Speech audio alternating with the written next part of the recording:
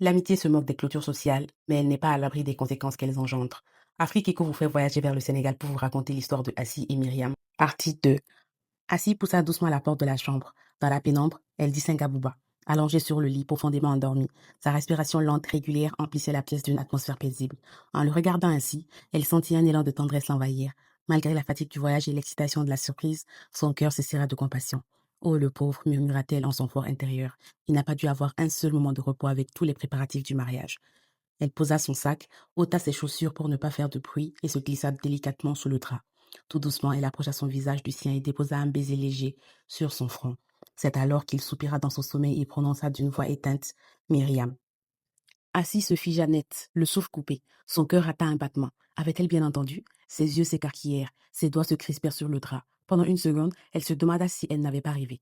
Pour briser la gêne, elle tenta l'humour. Elle le secoua doucement par l'épaule en riant nerveusement. Hé, pourquoi tu m'appelles Myriam? C'est comme ça qu'on accueille sa future femme venue lui faire une surprise? Bouba ouvrit brusquement les yeux, sursauta et se redressa d'un bond. Assis, tu es là depuis quand?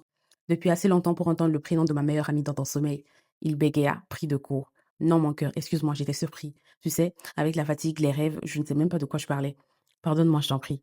Il la serra aussitôt dans ses bras, comme pour étouffer ses doutes dans une étreinte trop forte. Assis, troublée, se laissa faire. Elle voulut croire que ce n'était qu'un rêve, une erreur. Elle repoussa au fond d'elle cette petite voix qui murmurait déjà que quelque chose n'allait pas. Le reste de la soirée se passa dans une ambiance étrange.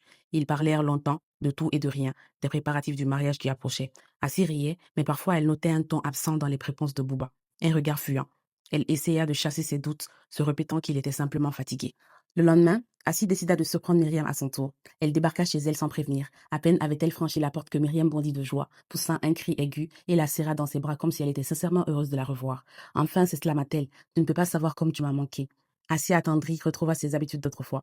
Elles s'assirent ensemble et Myriam se lança dans un récit détaillé de tout ce qu'elle avait acheté et choisi avec Bouba.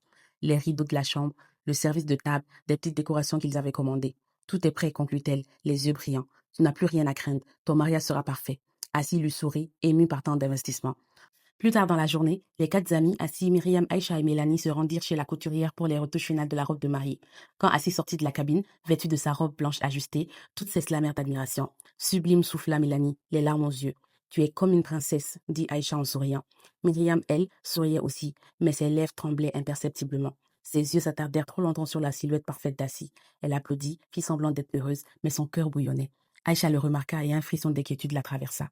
Dans leur tradition, une semaine avant le mariage, les mariés n'avaient pas le droit de se voir. C'était une manière symbolique de renforcer l'attente et de purifier les derniers jours avant l'union. Assis embrassa Bouba tendrement la veille, le cœur serré à l'idée de ne pas le revoir avant de marcher vers lui avec sa robe blanche. Mais la semaine qui suivit fut plus difficile qu'elle ne l'avait imaginé. Elle tentait de l'appeler, mais ses réponses étaient brèves, parfois inexistantes. Elle en parla à Aïcha, qui resta évasive. C'est peut-être la tradition, dit Assis à voix haute pour se rassurer. Il veut peut-être la respecter à la lettre. Mais chaque silence du téléphone creusait un vide en elle. Le jour de l'enterrement de vie de jeune fille arriva enfin. La maison vibrait de musique et de couleurs. Des guirlandes, des ballons, des cris de joie remplissaient l'air. Assis riait aux éclats avec ses amis, dansait, mangeait. Puis plus tard dans la nuit, elles décidèrent de sortir en boîte pour prolonger la fête. La piste était bondée, les lumières étourdissantes. Assis se laissa aller, heureuse de sentir ses amis autour d'elle. Mais au bout d'un moment, elle remarqua une absence. Vous avez vu Myriam demanda-t-elle essoufflée. Mélanie haussa les épaules. Non, elle était là tout à l'heure. Aïcha répondit froidement. Elle est rentrée. La pauvre, soupira Assis. Elle est épuisée ces temps-ci. C'est la même chose pour Boba. Il est toujours fatigué lui aussi. D'ailleurs, il me manque énormément. Elle baissa les yeux, puis ajouta d'une voix douce mais déterminée. Je sais que c'est interdit, mais je veux le voir. Juste une fois, une dernière fois avant le mariage. Assis, non, protesta Aïcha. C'est une mauvaise idée. Attends 2 jours et tu l'auras pour toute ta vie. S'il vous plaît, supplia Assis. Je veux juste lui faire un bisou et redescendre. Même pas besoin de m'attendre. Laissez-moi. Mélanie hésita. Aïcha secoua la tête. Mais finalement, elles cédèrent. Ses amis la déposa devant la villa. La grille était entr'ouverte, le jardin silencieux. Le cœur battant, Assis entra. Le salon était désert, mais sur la table basse traînaient encore 2 verres vides. Elle sentit un léger frisson lui parcourir l'enchaîne. Sans bruit, elle monta les escaliers. Chaque pas semblait résonner dans son crâne. Arrivée devant la chambre, elle posa sa main sur la poignée. Son souffle s'accéléra. Elle baissa lentement la poignée, ouvrit la porte. Et son monde s'effondra. Bouba était allongé sur le lit. Contre lui, la tête posée sur sa poitrine, Myriam dormait paisiblement. Assis resta cloué sur le seuil, incapable de bouger. Ses yeux fixaient cette scène qui lui transperçait le cœur. Myriam, sa sœur de cœur, sa confidente d'enfance, blottie contre Bouba, l'homme qu'elle devait épouser dans 2 jours. Son souffle devint court, saccadé, ses jambes tremblèrent comme si elles allaient se dérober.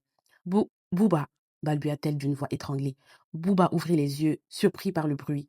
Quand il aperçut Assis, son visage perdit toute couleur. Il se redressa d'un bond, mais trop tard, le mal est déjà fait. Myriam, elle aussi réveillée par le fracas, leva la tête, ses yeux en bataille et croisa le regard d'Assis. Un silence lourd, presque irréel s'installa. Seul le battement du cœur d'Assis résonnait dans ses oreilles. Puis d'une voix brisée, elle hurla. Bouba! Sa douleur explosa dans ce cri, comme si tout son monde venait de s'écrouler.